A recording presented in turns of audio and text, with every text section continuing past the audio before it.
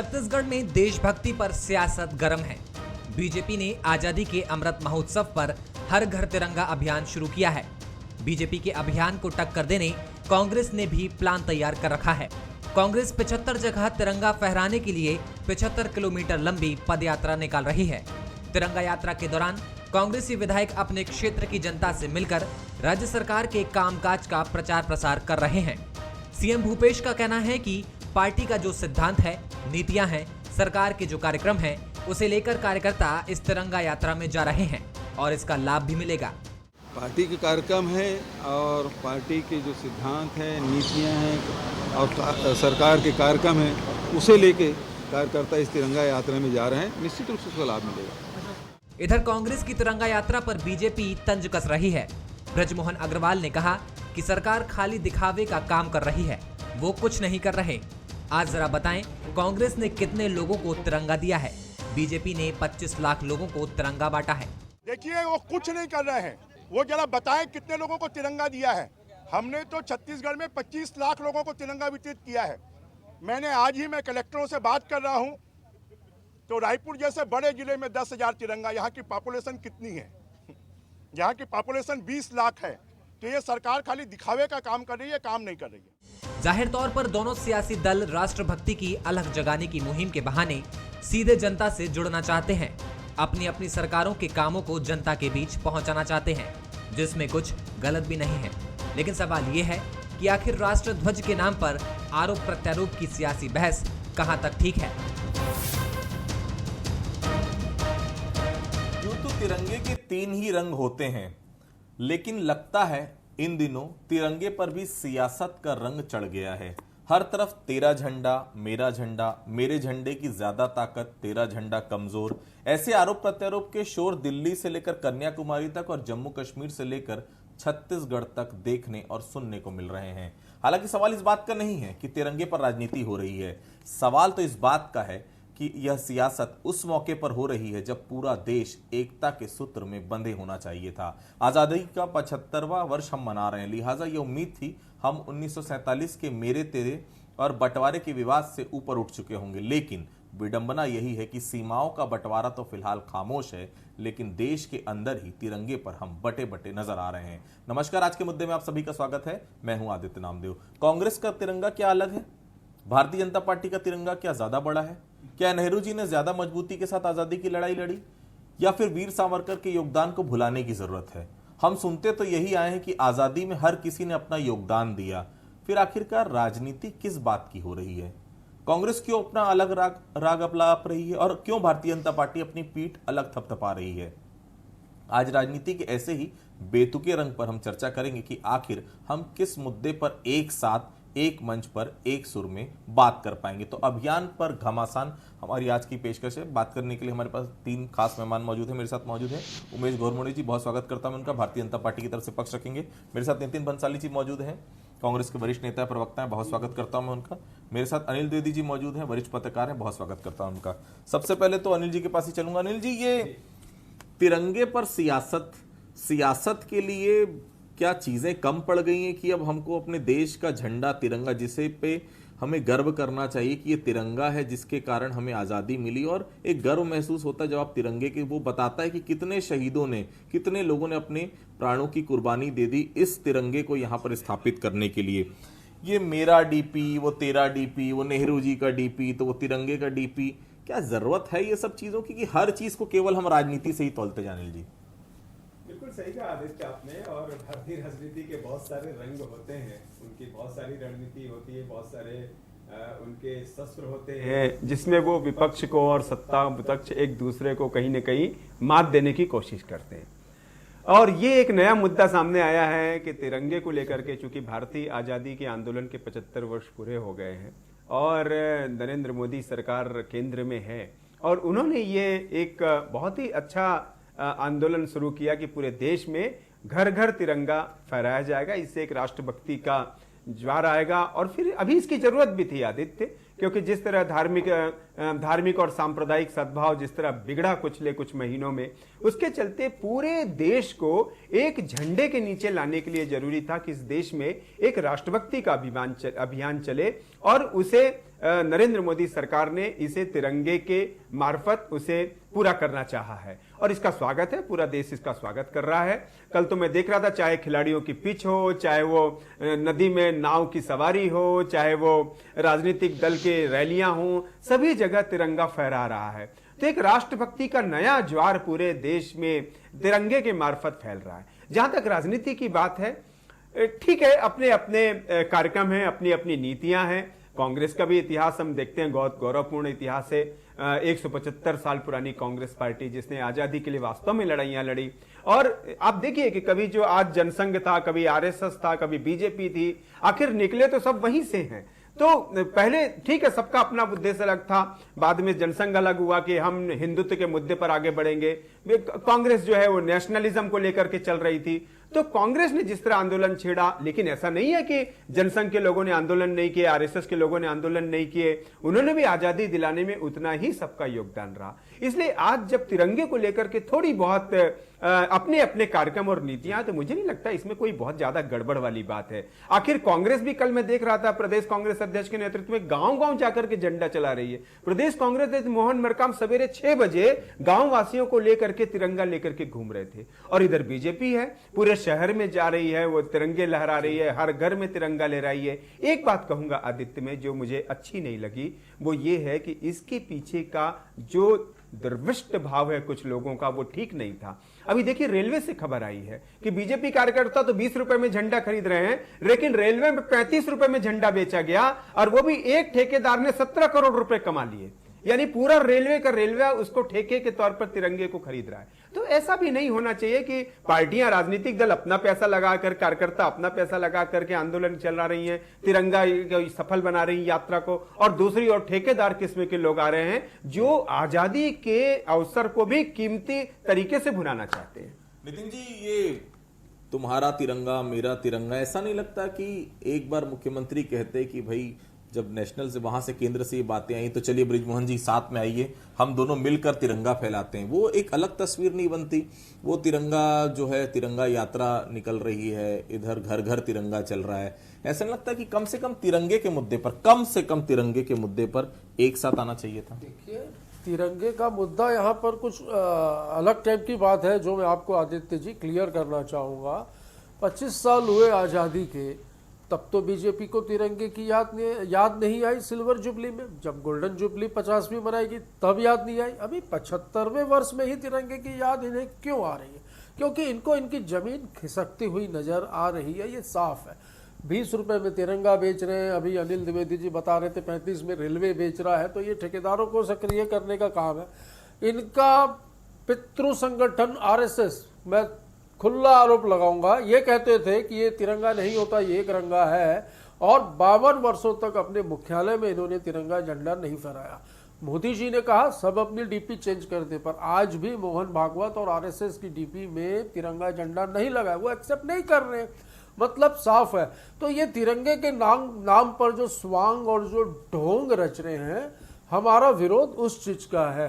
तिरंगा तो देखिए, शहादत की डगर और संघर्ष का नारा, कांग्रेस की है यही विचारधारा। कांग्रेस इसी विचारधारा को लेकर 175 साल पुरानी पार्टी आजादी की लड़ाई लड़ी, और आज आजादी के आप लड़ाई के आंकड़े उठा लीजिए, नाम पढ़ लीजिए, मुझे एक भी नाम बता दीजिए आरएसएस या भाजपा के किसी नेता का जिसको एक खरोच भी आई हो या किसी ने एक उंगली भी कटाई हो। तो आज ये अचानक राष्ट्रभक्ति की भावना इनके दिमाग में क्यों उत्पन्न हो रही है? विरोध इस चीज का है कि फिर ये कोई मुद्दों से ध्यान भटकाने का या कुछ और प्लान लगता है। मुझे अच्छे से याद है, आज जैसे ये तिरंगा बांटने का काम कर रहे, कुछ दिन पहले ही कवर्धा में जो सांप्रदायिक दंगे हुए थे, हम देखें तो प्रभात फेरी निकलती थी इनकी, और वो प्रभात फेरी क्यों निकलती थी इसका जवाब दें उमेश घोरमोड़े कि ये प्रभात फेरी इसलिए निकलती थी कि वो हिंदुत्व का झंडा लेके वहां निकलते थे, और हिंदू मुस्लिम का जो वहां पर जो झंझट हुआ, लड़ाई हुई, जो कि कांग्रेस की सरकार ने, वहां की स्थानीय पुलिस ने वहां पर मामले को बहुत शांति से निपटा लिया, अन्यथा बहुत स्थितियां गंभीर थी। उमेश जी, राष्ट्रीय स्तर पर तो कम से कम एक रूपता होनी चाहिए थी, थोपते क्यों हैं आप लोग कोई भी चीज? क्या जरूरी है मैं डीपी लगाऊंगा तभी मैं राष्ट्रभक्त कहलाऊंगा, तभी मैं अपने देश के बारे में सोचूंगा, तभी मैं तिरंगे का सम्मान करूंगा? मैं डीपी नहीं लगाऊंगा तो क्या मैं देशद्रोही हो जाऊंगा? और सबसे बड़ी बात यह है कि कई बयान भी आ रहे हैं आप लोग के नेता के कि जिस प्रकार से हे दृष्टि से आप लोग देख रहे हैं जो अपनी डीपी नहीं चेंज कर रहा है, ये थोपना क्यों चाहते हैं कोई भी चीज को कि हम जो बोल रहे हैं वही सही है? तिरंगे का सम्मान, तिरंगे का मान सम्मान डीपी लगाने से भी वहीं पर रहेगा जहां पर है, वो निश्चित तौर पर कायम रहेगा। लेकिन केवल एक पॉलिटिकल इवेंट बना दीजिए किसी भी चीज को और उसको पूरे देश से जोड़ने की कोशिश करिए। जरूरी है कि ये इवेंट बने, ये डीपी बने, तभी मैं राष्ट्रभक्त कहलाऊंगा या कोई और कहलाएगा? उमेश जी। देखिए आदित्य जी, आपने बड़े गंभीर सवाल यहाँ पर उठाए हैं और निश्चित तौर पे ये सवाल आने चाहिए थे। और जिस प्रकार से आज़ादी की 75वीं वर्षगांठ और आज पूरे देश के अंदर में एक उत्साह है और आज़ादी का अमृत महोत्सव हम मना रहे हैं, और ये केवल आज का विषय नहीं है। इस पूरे वर्षों में आपने देखा होगा भारतीय जनता पार्टी ने राष्ट्रीय स्तर से लेकर के छत्तीसगढ़ तक लगातार विभिन्न कार्यक्रम, राष्ट्र भक्ति से ओतप्रोत तमाम कार्यक्रम किए। और जिस प्रकार से झंडे का विषय है, हर घर तिरंगा, घर घर तिरंगा हम अभियान चला रहे हैं, डीपी का विषय है, लेकिन इसमें कहीं कोई जबरदस्ती का विषय नहीं है। आपने एक शब्द का प्रयोग किया, थोपने जैसा विषय। इसमें थोपने जैसा विषय आपके कुछ नेताओं का बयान में आपको बता दूंगा जी, उसका ये कहना है कि आप डीपी लगाइए, नहीं तो आप देशद्रोही कहिए। क्या बात होती है? उसी पे आ रहा हूं सर। देखिए, हर घर तिरंगा, घर घर तिरंगा, हम तिरंगा लेकर के जा रहे हैं, तिरंगे का वितरण कर रहे हैं, लगातार लोगों से हम अपील कर रहे हैं और उनकी सहमति से, उनकी अनुमति से, उनके सहज भाव से अगर वो झंडा फहराना चाह रहे हैं तो उनकी स्वेच्छा है। लेकिन यदि कोई व्यक्ति अगर झंडा नहीं फहराता है तो उस पर कहीं कोई जोर जबरदस्ती नहीं है, लेकिन एक सहज भावना, देश के प्रति उसकी क्या भावना है, वो सहज तौर पर निकल करके देश की जनता के सामने यहां पर निकल करके आएगी। अभी नितिन जी ने बहुत गंभीर आरोप लगाए। इतने साल क्यों नहीं आई भाई? मैं ये पूछना चाहता हूं, 75 साल ये भावना क्यों नहीं आई? अचानक आपने 75 वर्षों में कितने बार तिरंगा यात्रा निकाली? हम तो तिरंगा लेकर के यात्रा में, हमारी हर पद यात्रा में लगातार, मैं बता रहा हूं साहब, 2004 के अंदर में गांधी के सिद्धांतों पे चलने वाली पार्टी है, तिरंगा सर्वोपरि है। और हमारी किसी भी पद यात्रा में आप उठाकर देख लीजिए, तिरंगा लेकर हमारे नेता आगे चलते हुए आ रहे हैं। आप लोगों ने कब तिरंगा उठाया? झंडा लेकर के निकलते हैं, स्वार्थ और ढोंग रचते हैं आप लोग, जहां तिरंगे के नाम पर आप जो राजनीति कर रहे हैं, वोट बैंक की राजनीति आज तक जो आप केसरिया के नाम पर करते हैं, भगवा के नाम पर करते हैं, आप बताइए आपने कब तिरंगा यात्रा निकाली? देश की जनता आपके स्वांग को और ढोंग को अच्छी तरह भली भांति समझ चुकी है। नितिन, जिस प्रकार से बाकी के पैनल को पर्याप्त समय मिला,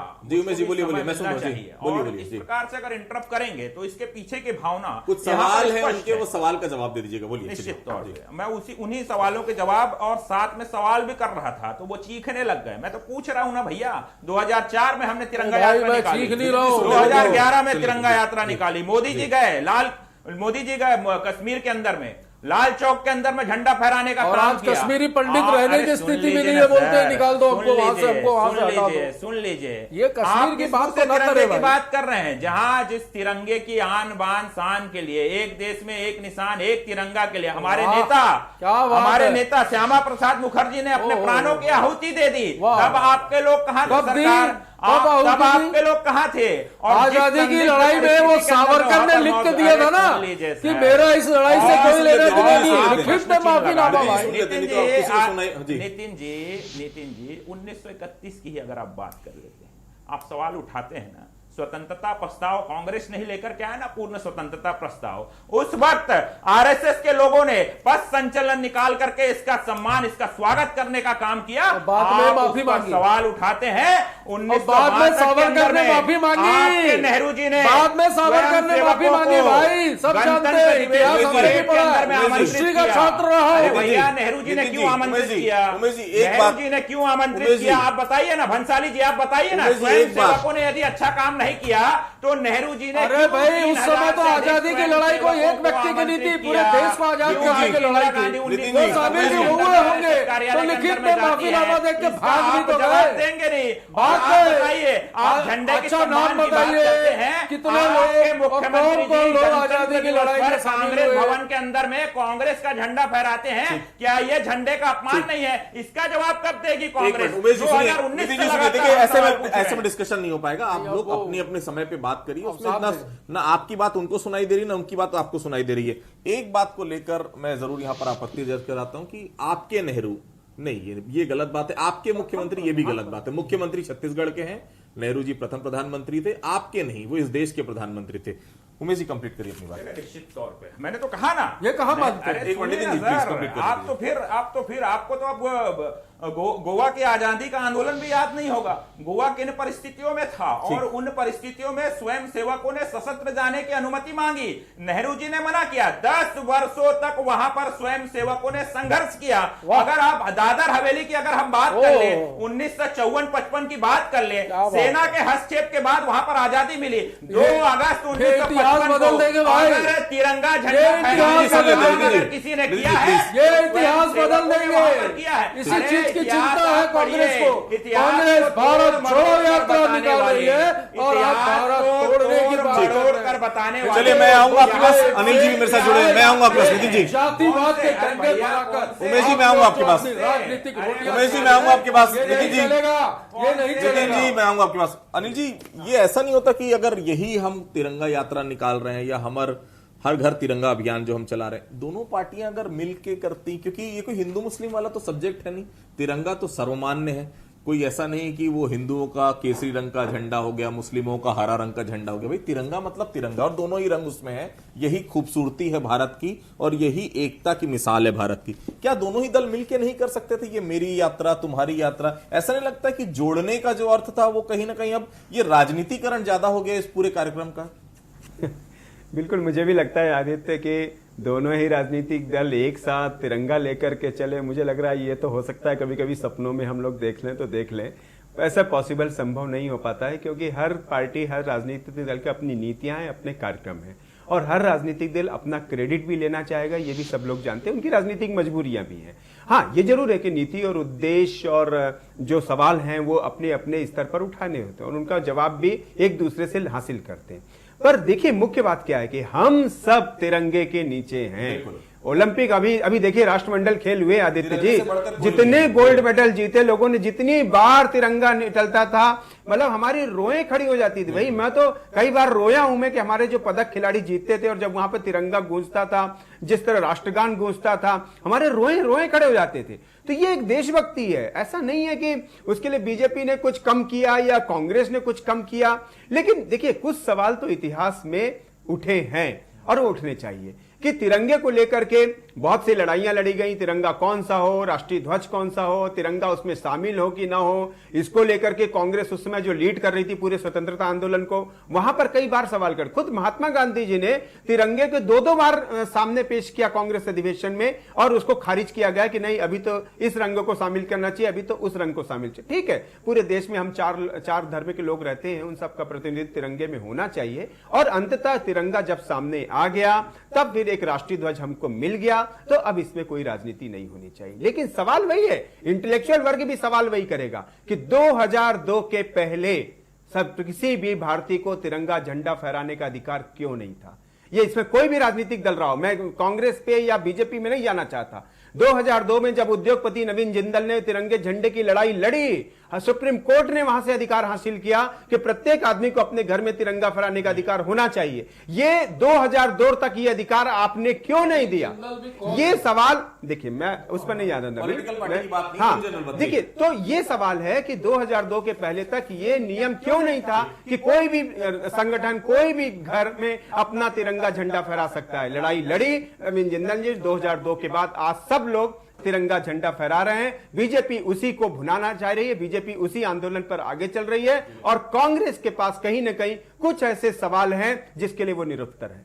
बिल्कुल उमेश जी, एक बात और है, हर घर तिरंगे की हम बात कर रहे हैं और आप लोग जाकर तिरंगा डिस्ट्रीब्यूट भी कर रहे हैं, लेकिन एक बात है जो नितिन जी, अनिल जी, हम सबको सोचना पड़ेगा, अपमान मत हो तिरंगे का। पता चला इतने सारे तिरंगे बट रहे हैं, कभी नाली में, हमने देखा है बहुत समय, 15 अगस्त के दिन जब कार्यक्रम होते हैं तब भी हम देखते हैं कहीं जमीन में पड़ा है। ये सब चीजों को भी हमको समझना पड़ेगा, क्योंकि वो हमारा तिरंगा है, हमारे राष्ट्र का गौरव है। शहीदों, जितने भी लोग शहीद हुए हैं, उनकी शहादत का परिणाम है कि तिरंगा हम आज देख पा रहे हैं। जैसे अनिल जी ने कहा, जब आप तिरंगे के नीचे खड़े होते हैं, उमेश जी, नितिन जी, रोंगटे खड़े हो जाते हैं। और वही है हमारे राष्ट्र के प्रति सम्मान, वही तिरंगा है। उमेश जी, इसके लिए नहीं सोचना चाहिए? निश्चित तौर पे, और एक तिरंगा ही है जो भारतीय जनता पार्टी के एक भारत श्रेष्ठ भारत के स्वप्न को साकार कर रहा है। और जिस प्रकार से आपने सवाल उठाया तिरंगा, और तिरंगा को लेकर के लापरवाहियां और उसको लेकर के इस प्रकार की स्थितियां पहले भी हमने देखी है। और निश्चित तौर पे यदि इस प्रकार की स्थिति देखते हैं तो हमारा, आपका, हम तमाम लोगों का मन आहत होता है। और हम निश्चित तौर पे हम जहां भी जा रहे हैं वितरण करने के लिए लगातार लोगों को जागरूक भी कर रहे हैं। जो झंडा संहिता है उसकी जानकारी भी हम दे रहे हैं। और खुशी की बात तो यह है कि लोगों की तरफ से, खास करके यूथ वर्ग की तरफ से एक उत्साह और साथ ही साथ झंडे के सम्मान के प्रति जो जागरूकता देखने के लिए मिल रही है, वो निश्चित तौर पे इस बात की ओर इंगित करती है कि अब भारत 75 वर्ष में प्रवेश कर चुका है और आने वाले समय के अंदर में श्रेष्ठ भारत बनने की ओर अग्रसर है। जो सम्मान इस तिरंगा के प्रति आज जागृत हुआ है निश्चित तौर पे, और जो उस संहिता का पालन करने की जो भावना सहज रूप से युवाओं के बीच में, तमाम लोगों के बीच में जागृत हुई है, तो मुझको लगता है कि आने वाले समय के अंदर में इस प्रकार की स्थितियां हम सभी को देखने ना मिले।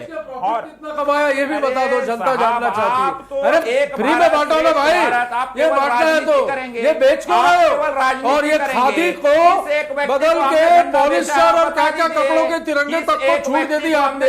हमारे जो खादी के जो निर्माण करते थे उन लोगों का भी अपमान है ये तिरंगे झंडे का जो बनाते थे उन लोगों क्या का। कर रहे हैं? हमने तो भैया 25 लाख झंडों का वितरण पूरे प्रदेश के अंदर में किया है। 25 लाख में कितने जीरो लगते हैं ये भी नहीं मालूम होगा। वितरण किया है। आप अरे बेचे कितने करके घूम रहे हैं। अरे मेरे भाई बेचे कितने? वो रेलवे बेच रहा है राजनीति 35 में, आप बेच रहे हो 20 में। ये धंधा खोल दिए, ये देश बेच देंगे, रेल बेच दी, हवाई अड्डे बेच दिए, एयर इंडिया बेच दिया, HPCL, BPCL सब बेच रहे हैं।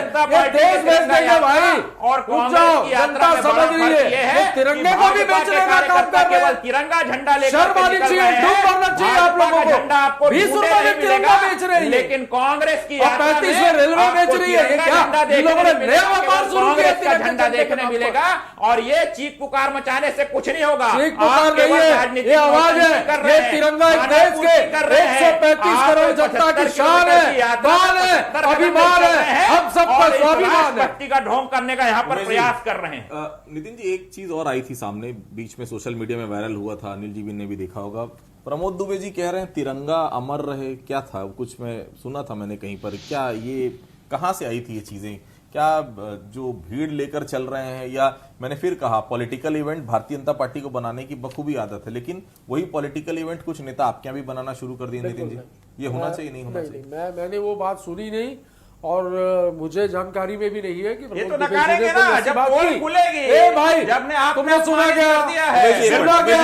अच्छा इनको बोलो सुना क्या? चलो क्लिप दिखाओ, अभी ये देखो कैसे उत्तेजित हो रहे हैं, आप कैसे उत्तेजित हो रहे हैं। अरे जब मुझे नहीं पता तो मैं बोलूंगा मुझे नहीं पता, मुझे जानकारी नहीं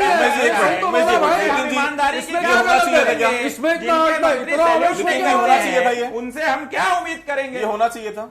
नहीं, यदि किसी ने ये शब्द कहा है तो क्यों कहा है ये जानना भी जरूरी है। अच्छा, उसमें भी क्यों किस कहा है? वजह से कहा है, या कहा है कि नहीं कहा है? क्यों ए भाई, कहां से आएगा? मैं तो बोलता हूं कहा ही नहीं है। पर यदि कोई प्रश्न करना कहा है तो वो जानने की बात है, समझने की बात है कि क्यों कहा। हो सकता है तोड़ मरोड़ के पेश किया जा रहा हो सकता है उनका बोलना कुछ तिरंगे पर सियासत लगातार जारी है, लेकिन बहुत साफ है तिरंगे पर सियासत किसी भी हालत में नहीं होना चाहिए।